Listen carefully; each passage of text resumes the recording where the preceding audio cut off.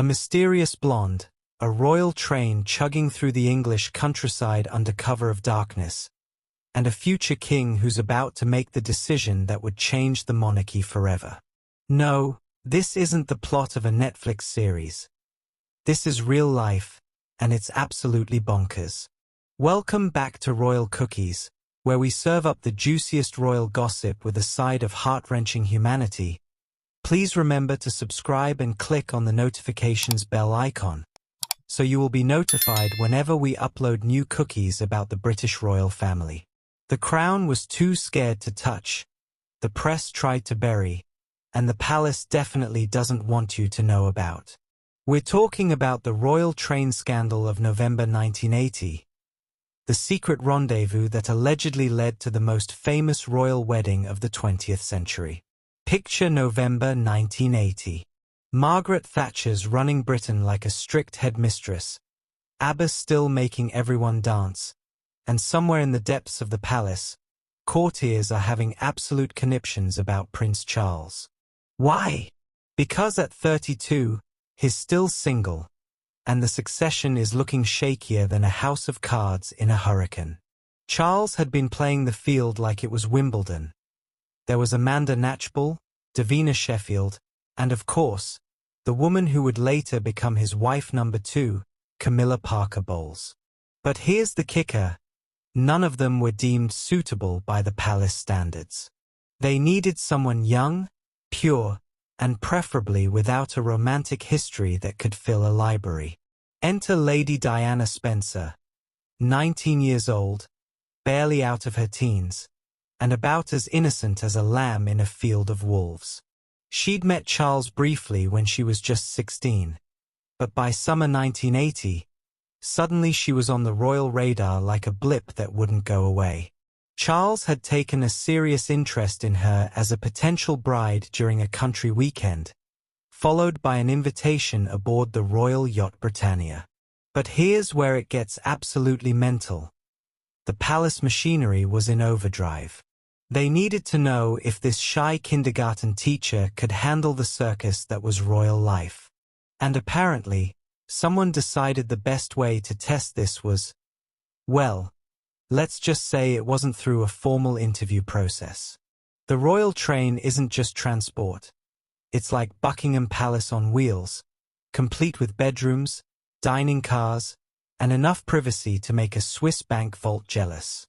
This magnificent beast has been carrying royal secrets since Queen Victoria's time, and trust me, if those carriages could talk, they'd probably be banned from every streaming service for explicit content. Now, picture this mechanical marvel chugging through the Wiltshire countryside in November 1980. Charles was on official duties.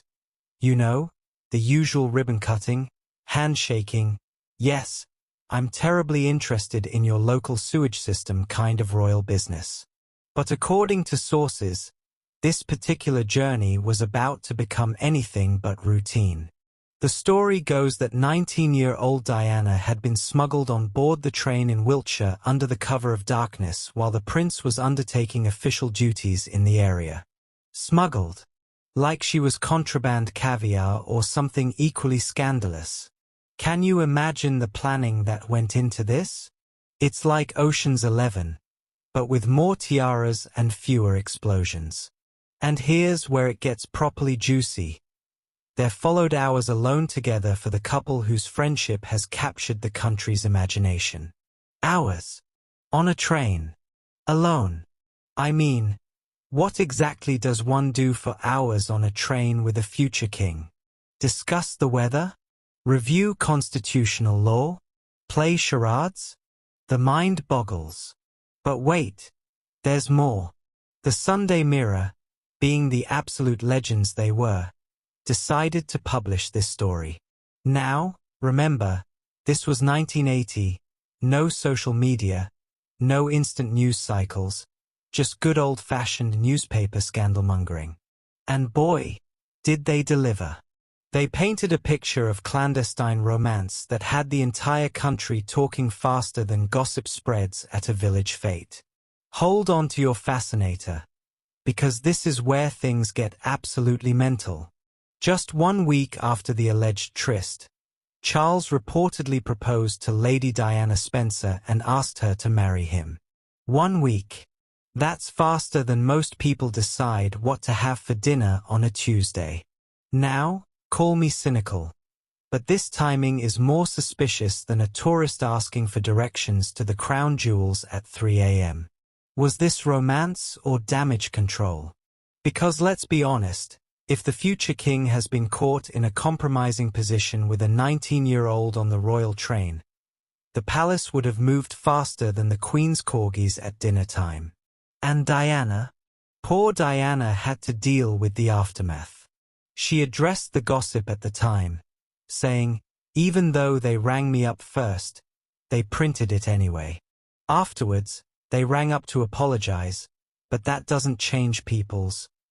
Well, you can imagine how that sentence ended. The girl was thrown into the media circus before she even knew she was dating a prince, let alone marrying one. But here's the thing that absolutely does my head in. This story, this one night on a train, potentially fast-tracked one of the most watched weddings in history. Think about it. Without this scandal, would Charles have proposed so quickly?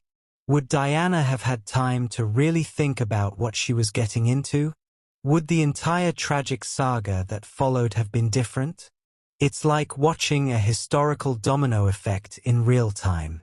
One allegedly steamy night on the royal train leads to a rushed proposal, which leads to a fairy-tale wedding, which leads to, well, we all know how that story ends, don't we? Right. Let's address the Camilla-shaped elephant in the room, shall we? Because while Charles was allegedly having his romantic train adventure with Diana, there was another woman who never really left the picture. And that, my dear Royal Cookies fans, is what makes this whole story even more tragic. So here's the million-pound question. Was that train rendezvous genuine romance? Or was it Charles trying to convince himself that he could fall in love with someone the palace approved of? Because let's be brutally honest, if you're going to marry someone to secure the succession, you'd better make sure there's at least some chemistry there. If you're obsessed with royal strategy and environmental impact like I am, make sure you're subscribed to Royal Cookies because we're serving up the most sustainable royal content on YouTube. And remember, in a world full of fast fashion and royal scandals, sometimes the most revolutionary thing you can do is wear your values on your sleeve, preferably in a gorgeous shade of green. Sophie's proving that environmental activism isn't just about what you do, it's about who you become. Until next time, keep munching on those eco-friendly royal cookies.